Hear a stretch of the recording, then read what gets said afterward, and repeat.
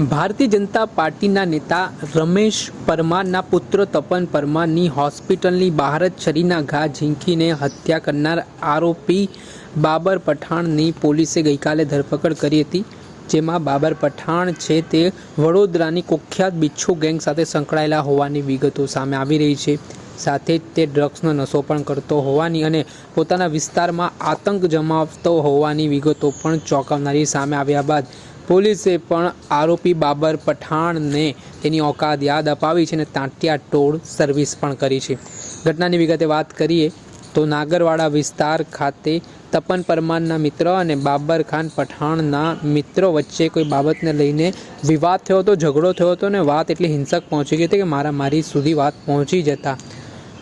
વડોદરાની SSG hospital ખાતે બંને પક્ષના લોકોને સારવાર માટે ખસેડવામાં આવ્યા હતા। આ દરમિયાન તપન પરમાર પણ ત્યાં પહોંચ્યા હતા અને આરોપી બાબર પઠાણ પણ ત્યાં પહોંચ્યો હતો।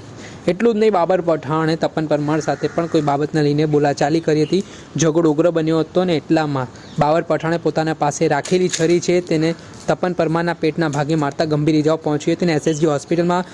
તાત્કાલિક સારવાર માટે ખસેડવામાં આવતા ટૂંકી સારવાર દરમિયાન તપન પરમારનું મૃત્યુ નીપજ્યું હતું। આ ઘટના બન્યા બાદ કાયદા વ્યવસ્થાની સ્થિતિ સામે પણ સવાલ ઉઠ્યા હતા અને જેવી રીતે આરોપી બાબર પઠાણ છે તેની સાથે તેના અન્ય શાગીર્દો છે તેમની સામે કારેલીબાગ પોલીસ સ્ટેશન ખાતે ગુનો નોંધાયો હતો અને કાયદેસરની કાર્યવાહી કરીને પોલીસે તેમની તાંટિયાતોડ સર્વિસ પણ કરી છે। અને આ દ્રશ્ય સામે આવ્યા છે કે જે પોતાના વિસ્તારમાં ભાઈગીરી કરતો હતો, લુખ્ખાગીરી કરીને લોકોમાં ડરનો માહોલ ઊભો કરતો હતો, તે ભાઈ હાલ પોલીસ કસ્ટડીમાં